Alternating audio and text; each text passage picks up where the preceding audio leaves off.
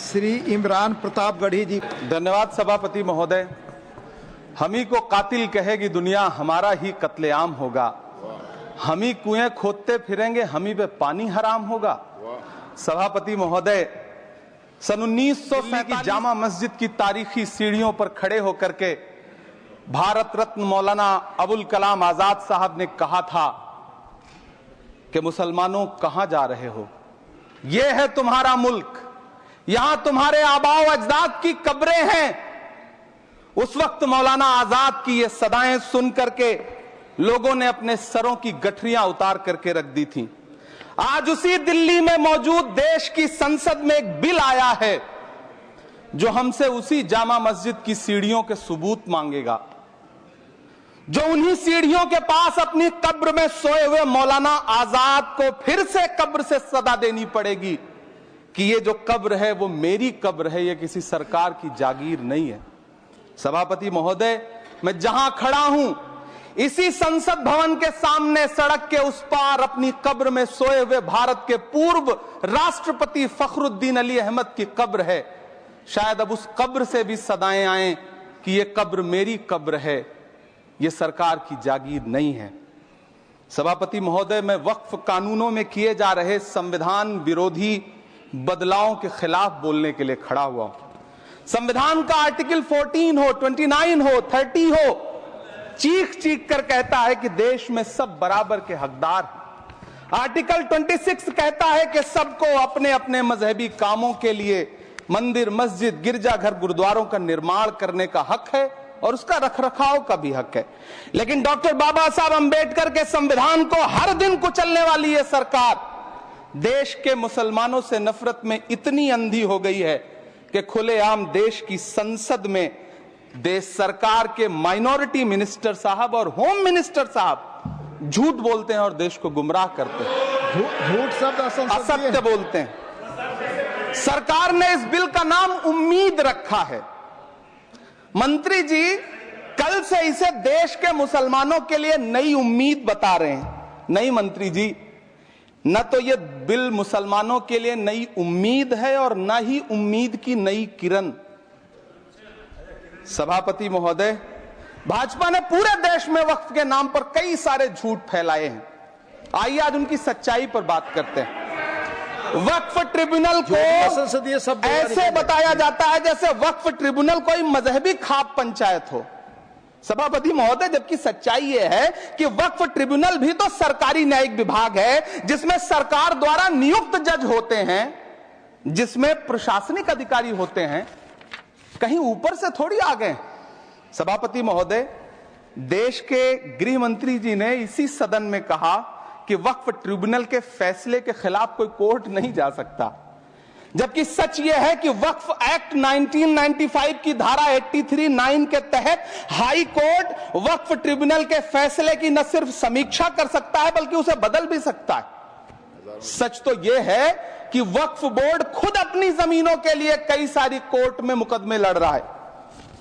सभापति महोदय, दिल्ली की जिन 123 संपत्तियों को लेकर कल माइनॉरिटी मिनिस्टर, होम मिनिस्टर साहब और अभी आदरणीय नेता सदन बात कर रहे थे, आइए उनकी सच्चाइयों पे भी बात करते हैं। 1911 में जब अंग्रेजी हुकूमत ने कोलकाता के बजाय दिल्ली को राजधानी बनाने का फैसला किया तो रायसीना हिल्स के चारों तरफ जो मुसलमानों की ढेर सारी जमीनें थी उनको एक्वायर किया गया और लुटियन को इसकी तामीर की जिम्मेदारी सौंपी गई। सेंट्रल विस्टा की तरह लुटियन जोन का मेगा प्लान तैयार हुआ, लेकिन उस वक्त के मुसलमानों ने उस वक्त की अंग्रेजी हुकूमत से अपनी इबादत गाहों को बचाने के लिए लड़ाई लड़ी। मामला ब्रिटिश गवर्नमेंट तक पहुंचा।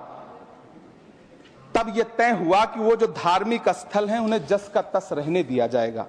इंडिया गेट के बगल वाली मस्जिद हो, जाप्तागंज, सुनहरी बाग मस्जिद हो, पार्लियामेंट रोड वाली मस्जिद हो, ऐसी 123 संपत्तियों के मैनेजमेंट के लिए 1913 में मुसलमान वक्फ वैलिडेशन एक्ट बना और उसके बाद एक नया शहर बसाया गया जिसे लुटियंस जोन का नाम दिया गया।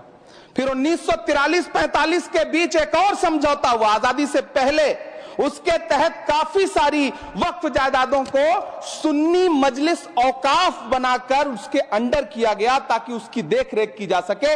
गृह मंत्री जी 2 दिन से सदन में जो बात कह रहे हैं वो दरअसल 123 संपत्तियां उसी सुन्नी मजलिस औकाफ के तहत आती है। सभापति महोदय, आजाद भारत आजाद हुआ। आजादी के बाद भारत में 1954 में वक्फ एक्ट लागू हुआ, जिसकी धारा 9 के तहत 1964 में केंद्रीय वक्फ काउंसिल का गठन हुआ। दिल्ली की वही 123 प्रॉपर्टीज को 1970 में सर्वे गजट करके गजट नोटिफाई किया गया। इसके निपटारे के लिए पूर्व प्रधानमंत्री इंदिरा जी के द्वारा 1974 में एक बर्नी कमेटी बनाई गई। बर्नी कमेटी ने 1976 में इन 123 संपत्तियों को दिल्ली वक्फ बोर्ड की संपत्ति होने की रिपोर्ट सौंपी।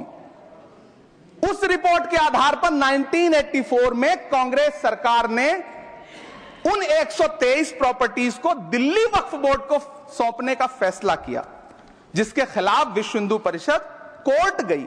मामला 2011 तक पेंडिंग रहा। फिर 2011 में कोर्ट ने सरकार को आदेशित किया कि इसका निपटारा करो। तब 2013 में तत्कालीन यूपीए सरकार ने दिल्ली की उन्हीं 123 जायदादों को बर्नी कमेटी की सिफारिशों के मुताबिक वक्फ बोर्ड के हवाले किया। यही वो प्रॉपर्टीज हैं जिनके नाम से गृह मंत्री जी कल से कांग्रेस को कोस रहे हैं। फिर आई 2014 में भाजपा की सरकार, जो तब से इन जमीनों को हड़पने की साजिश कर रही है। जिस बिल को मुसलमानों के हुकूक की हिफाजत करने वाला बिल बताया जा रहा है, उसी को पेश करने के लिए और उस पर बात करने के लिए लोकसभा में भाजपा सरकार के पास एक भी मुस्लिम सांसद नहीं है। जिस वक्त मैं लोकसभा कह रहा हूं, सुना करिए, जिस वक्फ बिल को मुस्लिम महिलाओं को हक दिलाने वाला बताया जा रहा है, उसे संसद में पेश करने वाली पार्टी के पास न तो राज्यसभा में, न लोकसभा में, न देश की किसी विधानसभा में एक भी मुस्लिम महिला सदस्य नहीं।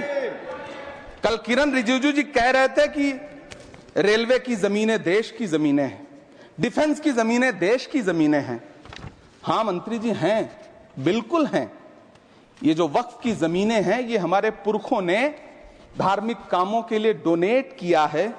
तो हम भी तो इसी देश के नागरिक हैं, हम भी तो इसी देश के बेटे हैं। तो वक्फ की जमीनें भी तो इसी देश की जमीनें हैं, उनको पराया क्यों बोलते हैं आप? सभापति महोदय, अशफाकुल्लाह खान जब फैजाबाद की जेल में फांसी के फंदे पर झूल रहे थे तो इसी देश की जमीन के लिए झूल रहे थे ना। सभापति महोदय, अंडमान की जेल में काला पानी की सजा काटकर अपनी जान देने वाले मौलाना फजले हक खैराबादी हो या शेर खान अफरीदी हो, वो भी तो इसी जमीन के लिए अपनी जान दे रहे थे ना। सभापति महोदय, पाकिस्तान के खिलाफ लड़ते हुए अपनी जान देने वाले महावीर चक्र विजेता ब्रिगेडियर उस्मान हो या पाकिस्तान के पैटर्न टैंक उड़ाने वाला परमवीर चक्र विजेता वीर अब्दुल हमीद हो, वो भी तो इसी जमीन के लिए अपनी जान दे रहा था ना। और मंत्री जी, मैं इस सदन में अलल ऐलान ये कहता हूं कि जब भी इस देश की जमीन को लहू की जरूरत होगी, आपसे 2 कदम आगे इमरान खड़ा मिलेगा, ये मैं आपसे यकीन दिलाते हुए कह रहा हूं। सभापति महोदय, मैं सरकार से कहना चाहता हूं, हमसे हमारी इबादत गाहें तो मत छीनिए ना, हमारे घरों पे बुलडोजर तो मत चलाइए ना, हमारी कब्रों में तो हमें सुकून से सोने दीजिए ना। सभापति महोदय, माइनॉरिटी मिनिस्ट्री का बजट कट करके, मुस्लिम बच्चों की स्कॉलरशिप बंद करके अब सरकार कह रही है कि हम वक्फ की आमदनी से गरीब मुसलमानों का भला करेंगे। गुजरात की बेटी बिल्किस के बलात्कारियों की रिहाई के बाद उन्हें माला पहनाने वाली लोगों के नेता ये कह रहे हैं कि यह बिल मुस्लिम महिलाओं को उनका हक दिलाएगा। धन्यवाद मोदी जी, क्या बढ़िया सौगातें मोदी दे रहे हैं आप। पहले हमें गुजराते मोदी दिया, आप सौगातें मोदी दे रहे हैं। लेकिन यह सरकार इतना याद रखे कि इसी ठसक के साथ देश की संसद में सीए का कानून भी लाया गया था और कहा गया था बड़े बड़े भाषण देकर के कि पड़ोसी देशों से हिंदू भाइयों को ला करके यहां नागरिकता दी जाएगी। लेकिन मैं आपके संज्ञान में लाता हूं सर कि पिछले इतने दिनों में इनसे नागरिकता लेने के लिए 2000 व्यक्ति भी नहीं आए, जबकि इसके उलट इन्हीं की सरकार में पिछले 10 साल में 15 लाख से ज्यादा भारतीयों ने भारत की नागरिकता छोड़ करके दूसरे देश में जाकर के बस गए। यह हुआ उस कानून का अंजाम। सभापति महोदय, इसी तरह की जिद के साथ किसानों के खिलाफ भी कानून लाए गए थे। जिस तरह आज वक्फ के फायदे गिनाए जा रहे हैं, उसी तरह से किसानों को भी कृषि कानूनों के फायदे गिनाए गए थे। लेकिन अंजाम क्या हुआ? 700 किसानों की शहादत लेने के बाद सरकार को अन्नदाता किसानों के सामने घुटने टेकने पड़े और कृषि कानून वापस लेने पड़े। जिल्ले इलाही, जमहूरियत जो है वो नफरत और ठसक से नहीं चलती है, अकड़ से नहीं चलती है। उसमें सबकी हिस्सेदारी जरूरी है। कल देश के माइनॉरिटी मिनिस्टर ने लोकसभा में खड़े होकर एक शेर सुनाया था कि मुझसे कोई बदगुमान न हो, तो मैं उन्हें एक शेर सुनाना चाहता हूं कि मैं आज जद पे हूं तो इतना खुशगुमान न हो, मैं आज जद पे हूं तो इतना खुशगुमान न हो, चराग सबके बुझेंगे हवा किसी की नहीं। नीतीश कुमार जी हो, चंद्रबाबू नायडू जी हो, चिराग पासवान जी हो, जयंत चौधरी जी हो, देवे गौड़ा जी हो, जीतन राम मांझी जी हो, सबको समझना पड़ेगा कि जब जंगल में आग लगती है तो न वो बरगद बचते हैं जो हवा को आंधी में तब्दील करते हैं, न वो बांस बचते हैं जो आपसी रगड़ से चिंगारी पैदा करते हैं। सभापति महोदय, जब देश को मनमोहन सिंह साहब जैसा काबिल प्रधानमंत्री मिलता है तो देश को आरटीआई जैसा एक्ट मिलता है, सेज जैसा एक्ट मिलता है, मनरेगा जैसा एक्ट मिलता है, लिबरलाइजेशन मिलता है, राइट टू एजुकेशन मिलता है, नेशनल फूड सिक्योरिटी एक्ट मिलता है। लेकिन जब देश को सौगातें मोदी मिलती है तो क्या मिलता है? सीए मिलता है, फॉर्म्स लॉ मिलता है, आर्टिकल 370 मिलता है, इलेक्टोरल बॉन्ड जैसा एक्ट मिलता है और वक्फ अमेंडमेंट एक्ट जैसे बिल देश को मिलते हैं। मुझे तो अपने हमवतन भाइयों से पूछना है कि आपको अपने बच्चों की तरक्की, खुशहाली और नौकरी की दरकार है या फिर मुसलमानों की दान की गई जमीनों को लूटकर धन्ना सेठों को देने की साजिश करने वाले कानून की? सभापति महोदय, यह सरकार रात के 3 बजे तक पूरे देश को जगा करके संसद में अपने ही नागरिकों को नीचा दिखाने के लिए वक्फ बिल ला रही थी, तो उधर रात के 1:30 बजे अमेरिका हम पर 26% टैरिफ लगा रहा था। सरकार की प्राथमिकताएं देश को पता। सभापति महोदय, मैं बहुत भावुक हूं आज, और मुझे अच्छा लगा कि आदरणीय नेता सदन जगत प्रकाश नड्डा जी ने बहुत अच्छी बातें भी की, मन से बातें की। क्योंकि उनके नाम में प्रकाश जुड़ा है तो मैं उनमें हमेशा एक रोशनी की किरण देखता हूं। मैं उनके सामने बहुत अदब से यह बात कहना चाहता हूं कि चिरागों के सफर में दबदबा हो आंधियों का तो फिर अंजाम जुल्मत के सिवा कुछ भी नहीं होगा। यह दुनिया नफरतों के आखिरी स्टेज पर है, इलाज इसका मोहब्बत के सिवा कुछ भी नहीं होगा। मैं भावुक हूं, मेरी पलकें गीली हैं। अगर देश की एक बहुत बड़ी आबादी को लगता है कि आप उसका भला करने के लिए नहीं बल्कि उनकी इबादतगाहों, उनकी कब्रिस्तानों, उनकी खानकाहों को बर्बाद करने का बिल ला रहे हैं, तो फिर आप अगर समझाने में नाकामयाब रहे हैं तो यह आपकी नाकामयाबी है। पहले समझाइए, उसके बाद कोई बिल लेकर के आइए, तब शायद हम आपका इतनी पुरजोर तरीके से विरोध ना करें। लेकिन सभापति महोदय, मैं अंत में सिर्फ इतना कहना चाहता हूं कि इस बिल में जो भी पॉइंट्स दिए गए हैं, बॉम्सी पोर्टल देख लीजिए, सरकार का झूठ आपको पकड़ में आ जाएगा। हम डरे नहीं हैं, हम सिर्फ सरकार से अपील कर रहे हैं कि हमें अपना समझिए। हम आपके अपने हैं, इस देश के नागरिक हैं और आप ताकत में हैं। संख्या बल के आधार पर बिल हो सकता है आप पास करा ले, लेकिन आपको यह बात समझनी पड़ेगी कि हम तो वो तारीख हैं, जहनों में रहना है जिसे, कागजी पुर्जे नहीं जो फाड़ डाले जाएंगे। जिस जमीन पर मैं खड़ा हूं ये मेरी पहचान है। आप आंधी हैं तो क्या मुझको उड़ा ले जाएंगे? आपको यह बात समझनी पड़ेगी।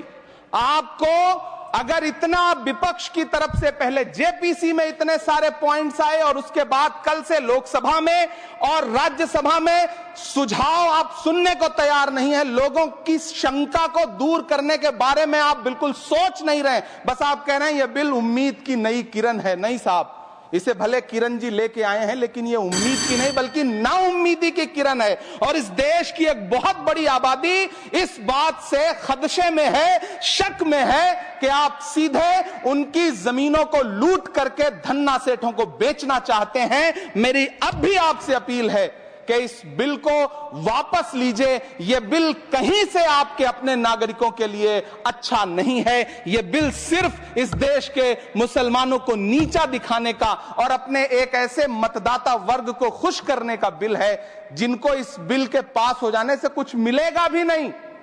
लेकिन आप एक नैरेटिव देना चाहते हैं, एक मैसेज देना चाहते हैं। मेरी आपसे अपील है कि कृपया ये जो सबका साथ सबका विकास का नारा है, इस नारे को रत्ती भर तो चरित्रार्थ कर दीजिए। बहुत बहुत धन्यवाद।